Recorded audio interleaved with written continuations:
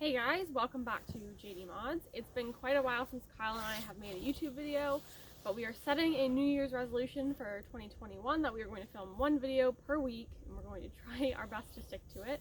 A lot has happened over the past several months since we posted a video. We've bought and sold a number of cars, and we recently realized that we didn't talk about one of the newest additions to our collection, my 2002 Toyota Mark II Blitz. As some of you may or may not know, I used to winter drive a 2007 Infiniti G35, but at the beginning of the pandemic, like most people, I kind of impulsively made a car purchase. I bought a Volvo V50. I only owned it for about 3 months, but I had quite a few problems. I literally didn't even put a tank of gas through it. I think I had 3 different issues with it. And because I'm used to Toyota reliability, I really did not like that. So I quickly flipped it and went back to Toyota with this awesome 2002 Mark II Blitz. So I got a good deal in this car because when I bought it, it was not driving. The only symptom we really had to go on was the fact that when you started it, it just started belching transmission fluid out the bell housing, but we kind of took a gamble on it, and it actually just ended up being, there's an O-ring on the input shaft of the transmission, and that was the only issue with it. So we pulled the transmission, replaced it, and it's been running for like 4 months now, without any issues. So this car is a wagon version of the Mark II, so it's JZX110W. This particular one is the IRV, and it came with the 1JZ GTE engine. It came in a couple different iterations, so this one is rear-wheel drive. There is an all-wheel drive version, which I think is pretty cool, but it did not come with the turbo engine, so that's kind of a compromise. So I am winter driving this thing. It is rear-wheel drive, and I'm having a lot of fun with it. So you can see it has a body kit on it. This is the stock body kit for this car. It also has these window visors, which I quite like. It came with these wheels on it. They were gray and they had horrible curb rash, so we sanded them down and painted them gold because I think it looks pretty darn cool. And the one cool thing about this car is it shares all of its suspension components with the IS300.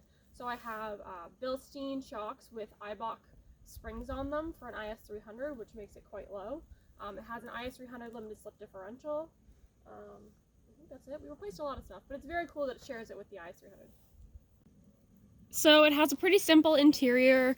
It has a screen that's from 2002, so it's not particularly useful to me, and it's a Japanese navigation system, so again, not particularly useful other than the fact she yells Japanese stuff at me that I don't understand.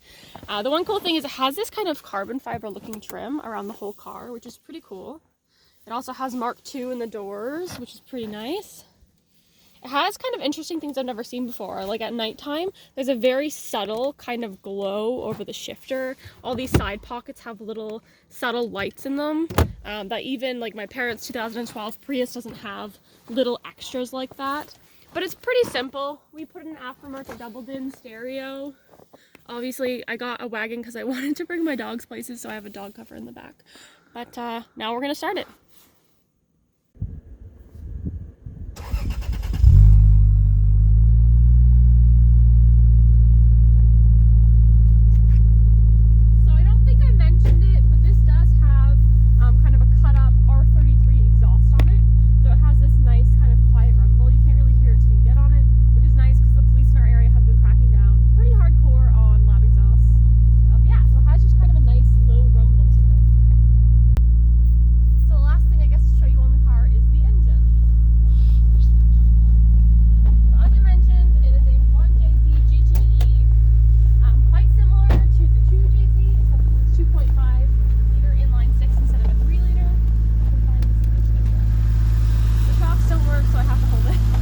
Got it. So it does have aftermarket rad, Blitz intercooler, bigger intake piping or intercooler piping.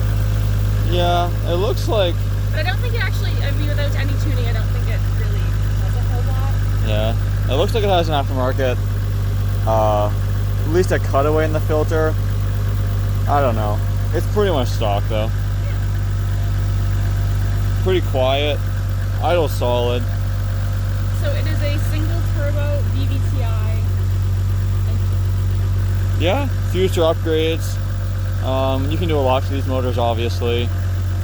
We'd like to get a standalone for it so that you can really have some fun, do an aftermarket turbo blow-off valve injectors. Yeah.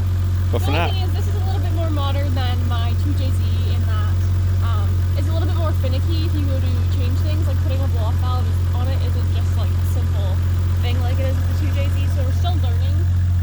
Yeah, that is the 2002 Toyota Mark II Blade. you can't see it, but it also has a front mount intercooler. Yes, it does. It's just covered in snow and ice right now, which makes it work really well. All right, I guess we'll continue with more updates. Yeah. As the title of this video indicates, we're going to do a quick summary on kind of where all of our cars in the collection are at right now. And as you can see, we have the gigantic turbo right here. And this is for my other car, which I think most of our longtime viewers will know about, my 1993 Toyota Aristo. So this is a, you know, eBay GT45 turbo, but we read some really, really good reviews on it. We've heard really great things about it, so we thought we'd give it a shot. Kyle, do you want to talk about your first? Sure. Alright, so time for my updates. This is my biggest project for the season. I've had a lot of MR2s on this channel. I had a yellow MR2, and then I had a white, naturally aspirated MR2. And for some reason, I don't think we ever showed this one either. I'll make a video on it, a complete video. But to give you an intro, it's a 1992 Canadian left-hand drive turbo MR2. It had the stock motor, transmission, and everything. I bought it completely running and driving, and I drove it for the end of the summer after I sold my RX-7, which might also be news for our YouTubers. Instagrammers will know that.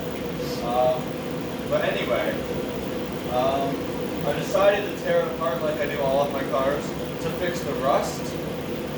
I've already fixed down here. You want to come close? So I don't have to show it over the heater.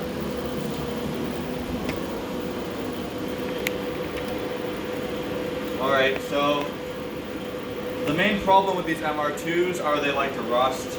The design is kind of bad where all the water gets trapped in the inner sill right here. So I've already done this side. I rebuilt this entire intersection.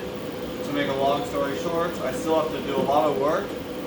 But my plan was to learn how to do one side and finish it completely, and then make a video of me fixing the other side because it's just as bad. And then plans for this car, once the rust is fixed, is I'm replacing the stock nasty looking Gen 2 3S GTE with a Gen 4 3S GTE with aftermarket intercooler piping, downpipe exhaust, all that good MR2 stuff. So this is just an introduction, so get stoked if you like MR2 builds. Lots of exciting stuff coming for this car. So I know Kyle loves to be around talking about all the shop goodies and kind of acquired in the past few months. But really quickly, I wanted to go over kind of some of the changes we had this past summer that we didn't talk about. The L200 is sold, which I know makes quite a few people sad. But I did have 4 cars over the summer, which was a little bit overwhelming, especially with COVID financially. It just didn't make sense to have 4 cars. So now we just have the Blitz and the Aristo, the RX-7 Kyle sold, as I mentioned. The EP3 was parted out. He was winterizing it, and the jack went straight to the bottom because the floor was rotted out. So we decided to just do away with it. So our collection's much smaller, but I think much better now. Yes, and my EP3, as I mentioned, is crushed right now in a junkyard somewhere. But our Honda fans should remember that I also built a K20Z1 2000 Honda Insight, and that is what I used to replace the EP3. I built it for Ali's dad, but he wanted something else, so I bought out him. So we still have a cool K-Series Honda car that we'll make lots of videos on if you guys would like. But yeah, so we're down to I think six cars, or 5 or 6 cars. You're up to 8 during the summer. What that means, we can hopefully focus on them in a lot more detail and have some spare time for videos. So I hope that's okay with everyone. And I'm sure we'll still make good content with the single turbo build, MR2 build. We'll probably do stuff to the Blitz, the K-Sites, lots of stuff like that. And while we're here in the garage, For anyone who likes tools and stuff, these are my two welders. We'll start with the cheaper one. This is a Mastercraft flux core and MIG welder. I have it hooked up with some MIG gas. And for anyone looking for an intro welder, this one's really good. I'll bring the camera closer to show you. I have it set up here on a Princess Auto, which is a Canadian version of Harbor Freight, essentially cart. I really like the cart. It has spots for your electrode and your grounding cable. Anyway, it's really good. Honestly, it works really well. I've been using it a lot on the MR2 as my MIG welder for body panels. And then this is the more expensive welder that I actually don't use as much, but I like having it. It's a TIG 200 square wave. It's an AC/DC TIG welder. Lots of adjustability. It's a TIG and stick welder actually, so that's kind of fun. So since it's AC/DC, it can do aluminum, stainless, you know, regular mild steel, pretty much anything you can throw at it. And that is also on a budget cart with the gas hookup, of course, for TIG. So those are my two welders I use, and hopefully with Ali's single turbo builds, I'm gonna be able to practice welding intercooler piping, stuff like that. And you guys have already seen our toolbox. And to finish off the video, I will show you just a cool tool Ali got for Christmas. Ali got me for Christmas. It's the Makita high torque impact gun, 1200 foot-pounds of breakaway torque, and I think 700 of tightening torque. So that'll really help us with our builds as well. But anyway, I think that's it for today's video.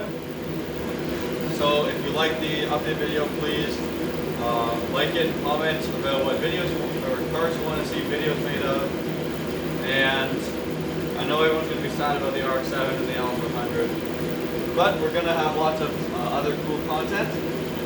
So make sure to subscribe and also follow us on Instagram if you want more frequent updates, because it's a lot easier to make an Instagram post. And that's it for today's video. Thanks for watching.